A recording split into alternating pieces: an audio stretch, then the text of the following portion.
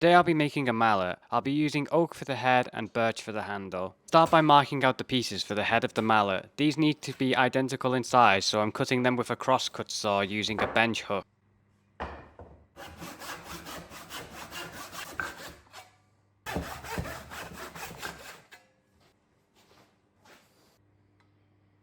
Once the pieces are cut, I mark the grooves where the handle will fit. It's important to get the depth and thickness right, so I measure carefully. These grooves are going to ensure that the handle sits securely.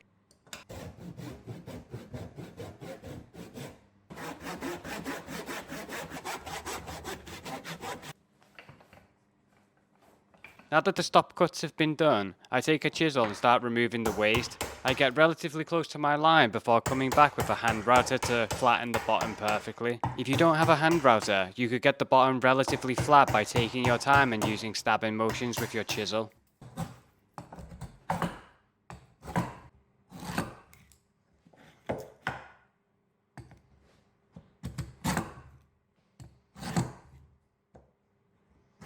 With the grooves done, I move on to the handle. I start by marking the center, then position the mallet head to mark where it will sit.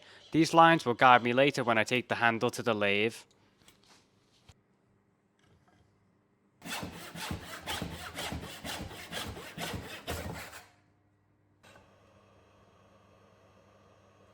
I turn the handle round on the lathe, adding some simple details while shaping it to sit comfortably in my hand.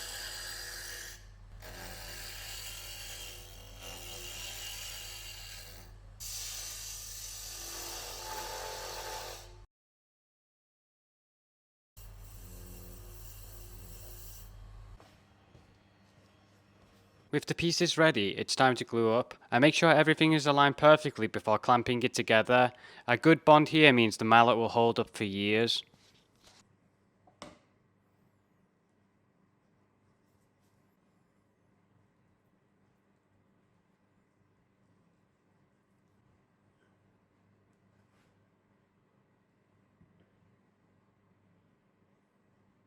Now I can lock it in the vise and add some clamps.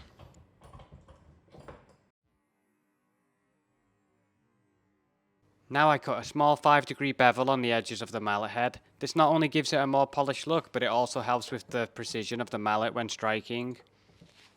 I used a piece of plywood clamped at a 5-degree angle to help me guide the cut.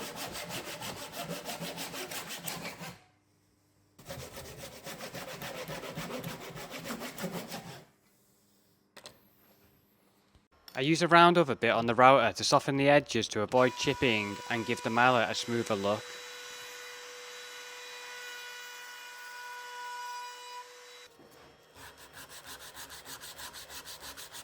Finally, I oil the mallet to bring out the grain and give it some protection. I do this using homemade paste wax, which I made from beeswax and mineral oil. The oil really brings the wood to life, and it's one of those satisfying steps of a project. Here's the finished mallet, simple, functional, and made from just 2 pieces of wood. The same process works whether you're making something small or something massive like this one.